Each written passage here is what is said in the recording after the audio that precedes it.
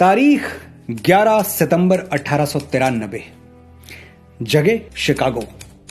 अवसर विश्व धर्म संसद।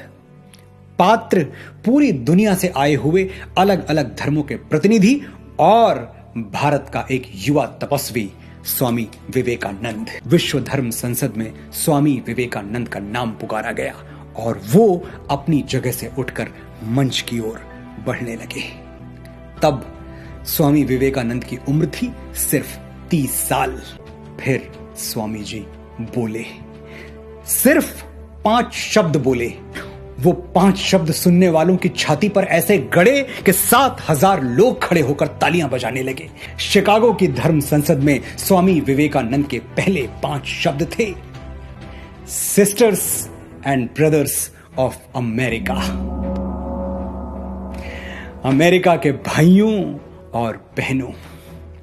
7,000 लोग मंत्र मुग्ध रह गए, जैसे कोई जादू देख लिया हो, जैसे ईश्वर की आवाज सुन ली हो, जैसे कोई आकाशवाणी हो गई हो। 2 मिनट तक तालियां बजती रहीं, जबकि अभी तो स्वामी विवेकानंद ने कुछ कहा ही नहीं था, अब कहने वाले थे। देश की सीमाओं से बाहर न झांकने वाले, एक दायरे से बाहर सबको पराया समझने वाले पश्चिमी समाज को स्वामी विवेकानंद के ये 5 शब्द एक कल्चरल शॉक की तरह झकझोर गए। उन्हें विश्वास ही नहीं हुआ कि हजारों मील दूर से आया हुआ एक व्यक्ति, जिससे ना तो रक्त का संबंध है, ना संस्कार का, ना भाषा का, ना भाव का, कैसे वो उनको भाई और बहन के संबोधन से पुकार सकता है। यही तो वो रहस्य है जिसे दुनिया के बड़े से बड़े बुद्धिजीवी आज तक नहीं समझ पाए। कैसे हम भारतवासी परायों को अपना बना लेते हैं। उन 5 शब्दों के बाद स्वामी विवेकानंद धारा प्रवाह हो गए। जो अगली बात कही वो क्या थी? आपने जिस प्यार और अपनेपन से हमारा स्वागत किया, उसके लिए मैं आपका आभारी हूं। मुझे गर्व है कि मैं उस महान धर्म का अनुगामी हूं जिसने पूरी दुनिया को सहनशीलता और स्वीकार भाव सिखाया है। अगली सुबह अमेरिकी अखबारों के पन्ने स्वामी विवेकानंद के यशगान से भरे पड़े थे। द न्यूयॉर्क हेराल्ड ने लिखा, विश्व धर्म संसद में स्वामी विवेकानंद सबसे महान वक्ता थे।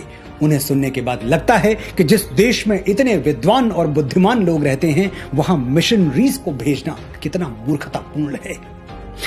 द न्यूयॉर्क क्रिटिक ने लिखा, कई विद्वानों का भाषण बहुत अच्छा था, लेकिन एक हिंदू साधु के ओज के आगे कोई टिक नहीं पाया।